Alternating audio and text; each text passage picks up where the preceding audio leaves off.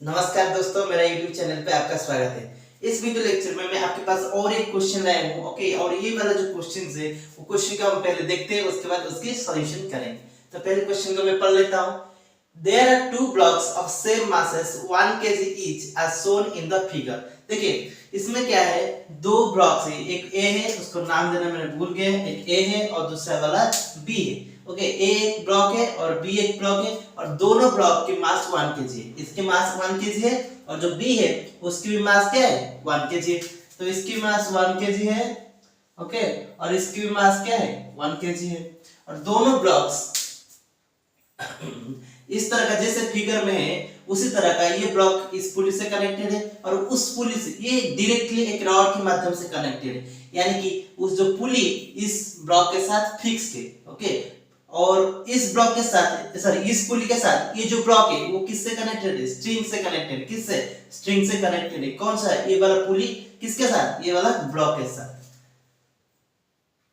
तो अभी हम क्या करें, दो कांस्टेंट फोर्स, एक फोर्स 20 न्यूटन का और एक फोर्स 8 न्यूटन का, एक 20 न्यूटन का, दूसरा 8 न्यूटन का।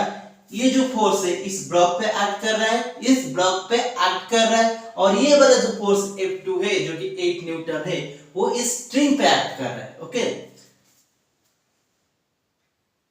तो जिस मोमेंट में इस देखिए इस फोर्स की वजह से, ओके, जब वो फोर्स एक्ट होगी उस मोमेंट में आपकी ऑब्जेक्ट बी उस ए ऑब्जेक्ट में यानी ए ब्लॉक के ऊपर आपकी जो बी ब्लॉक है वो मूव करेगा।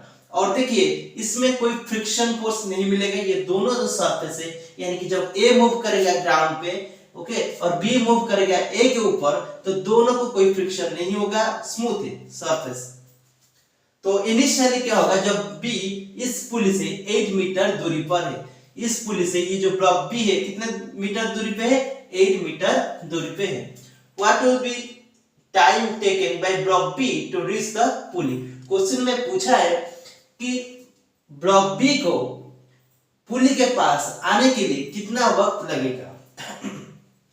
यानी कि मुझे अगर कोई भी प्रॉब्लम्स इस फ्रेम में जाकर सॉल्व करना है, क्योंकि ये जो क्वेश्चन पूछा है इस फ्रेम में पूछा है, किसमें, ब्लॉक ए पे, ब्लॉक ए पे। तो ब्लॉक ए पे फोर्स लगी है, इसका मतलब आपको पता ही चल जाता है कि ब्लॉक ए एक्सेलरेटेड फ्रेम।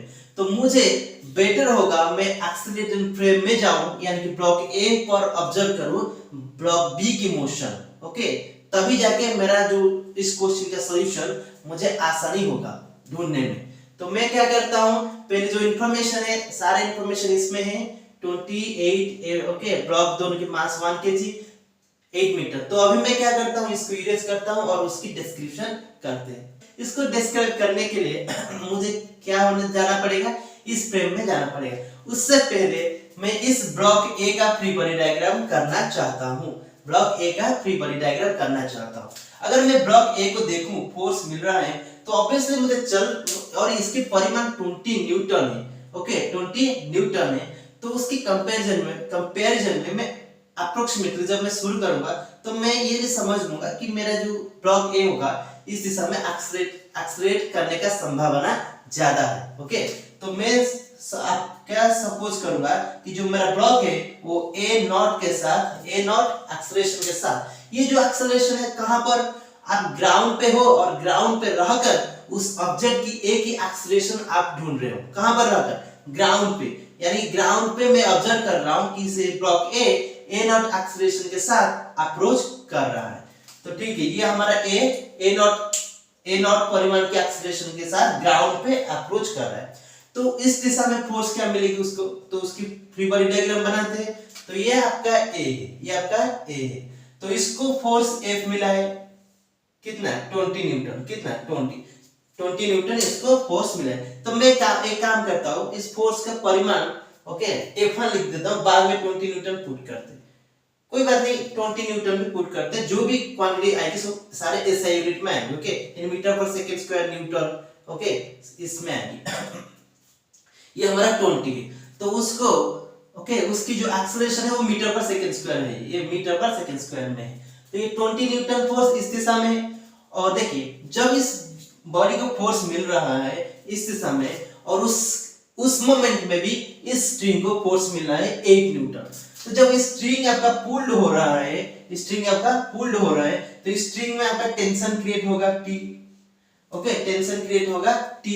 और टेंशन कितना होगा कि टेंशन की परिमाण कितना होगा? ऑब्वियसली ये जो स्ट्रिंग है वो मासलेस है, तो अगर इस एंड में फोर्स F2 है, यानी कि इस एंड में भी टेंशन T है। ओके, इस ये जो F2 होगा, जब ये एक्शन फोर्स है, तो उसकी वजह से जो रिएक्शन फोर्स होगा वो ऑब्वियसली आपका टेंशन ही होगा। तो T आपका जो टेंशन होगा इक्वल होगा क्या किसके साथ? F2, क्योंकि इस पर में जितना टेंशन होगा इस पर में उतना टेंशन होगा, हर पर में उतना टेंशन होगा और इस पर में भी उतना टेंशन होगा। तो ये T होगा, ये जो टेंशन इस पर में है इक्वल टू टेंशन इस पर में, तो इस पर में जो टेंशन है वो क्या है? F2 के साथ बराबर है, क्योंकि इस जो मास है क्या होगा? ऑब्वियसली इस पॉइंट में जो मास होगा, यानी इस पॉइंट से इस पॉइंट तक जो मास है, इतना जो पोर्शन है उसकी मास लेस है, तो इस पॉइंट में जो टेंशन है इस पॉइंट में वो टेंशन है, तो इस पॉइंट में कितना टेंशन है? F2 कितना है? F2। तो ये जो टेंशन होगा इस पॉइंट में तो कितना रहेगा? F2 के साथ बराबर होगा, यानी कि 8 न्यूटन। तो इस पॉइंट में जब टेंशन होगा इस डायरेक्शन में, ओके, तो ये वाला स्ट्रिंग में वो टेंशन क्या होगा? ट्रांसमिशन होगा, तो इसको ये पुल करेगा इस डायरेक्शन में। ओके, पुल करेगा किसको? बी को। जब बी को पुल करेगा, बी को पुल करेगा, कितना टेंशन देके? टी, क्योंकि इस पोर्शन से इस पोर्शन तक मास क्या है? 0 है, तो टी टेंशन देके बी को पुल कर रहा है। तो पुल जो बी है, बी ब्लॉक है, वो क्या करेगा? रिएक्शन फोर्स देगा किसको? स्ट्रिंग को। तो इस पॉइंट में रिएक्शन फोर्स देगा स्ट्रिंग को, और ये जितना होगा इस पॉइंट में कितना होगा? टी के साथ बराबर होगा। तो इस पॉइंट में जब रिएक्शन फोर्स देगा इस दिशा में, तो कितना होगा? टी होगा। कितना होगा? टी होगा। तो स्ट्रिंग को आपको रिएक्शन फोर्स मिलेगी इस दिशा में। तो ये टी और ये टी किसको मिल रहा है? इस पुली को मिल रहा है, और पुली किससे कनेक्टेड है? ब्लॉक के कनेक्टेड है, और ये पुली की मास नेग्लिजिबल है। ओके, अगर मास होता तो हम उसकी मास पुट करते, तो पुली की मास क्या है? नेग्लिजिबल है।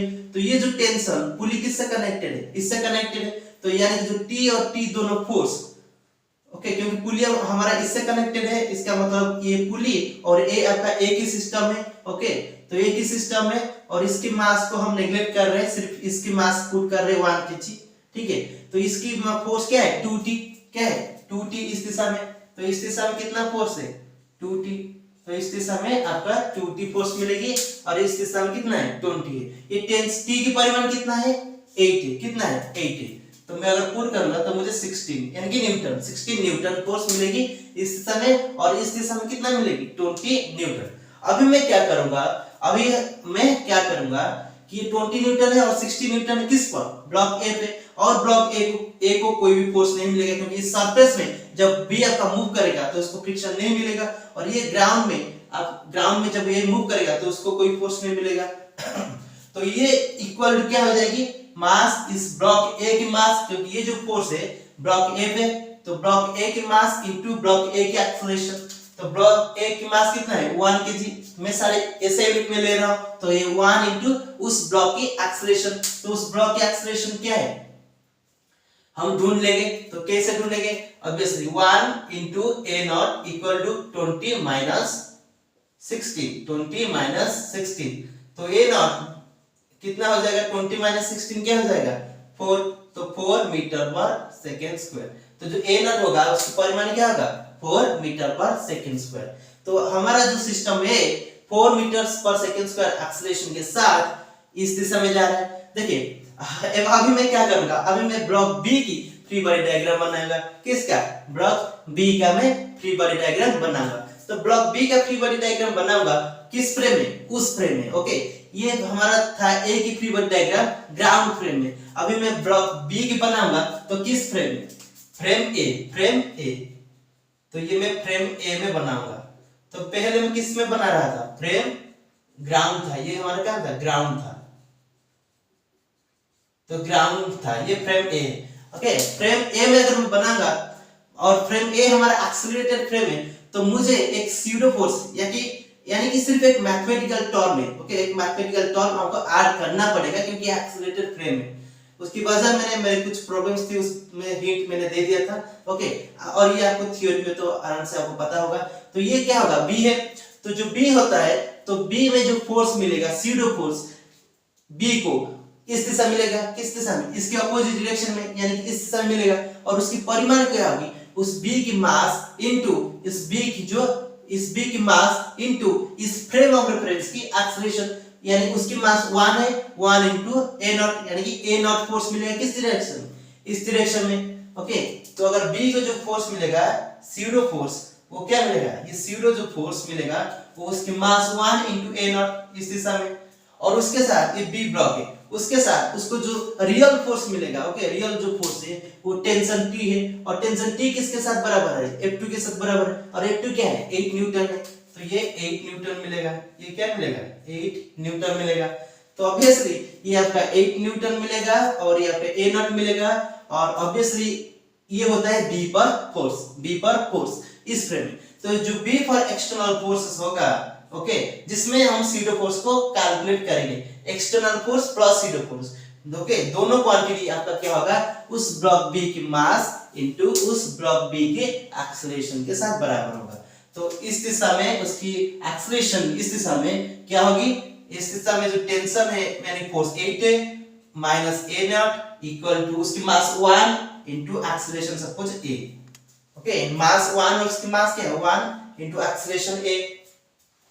तो ऑब्वियसली अगर a नॉट की वैल्यू मैं इस पे पुट करता हूं तो 8 माइनस 4 मुझे क्या मिलेगा 4, तो जो a वैल्यू मिलेगा मुझे a क्या हो जाएगा 4 मीटर पर सेकेंड स्क्वायर। ओके, तो इसकी जो एक्सेलरेशन होगी ये a, यानी कि एक्सेलरेशन इस फ्रेम में a फ्रेम में, तो कितना होगा a 4 मीटर पर सेकेंड स्क्वायर होगा।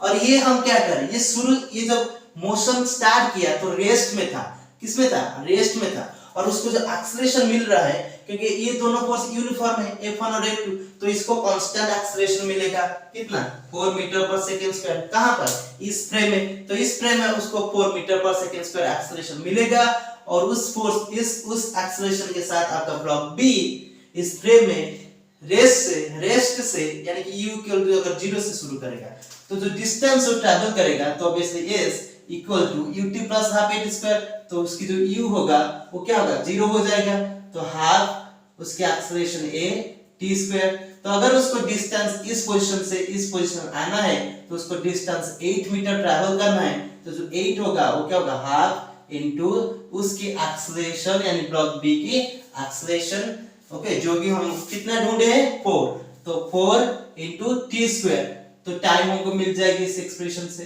तो अगर इसको मैं कैलकुलेशन करूं ये आपका 2 देता है और ये 4 हो जाता है, तो अगर मैं टी की कैलकुलेशन करूं मुझे मिलता है 2 सेकेंड, क्या मिलता है 2 सेकेंड।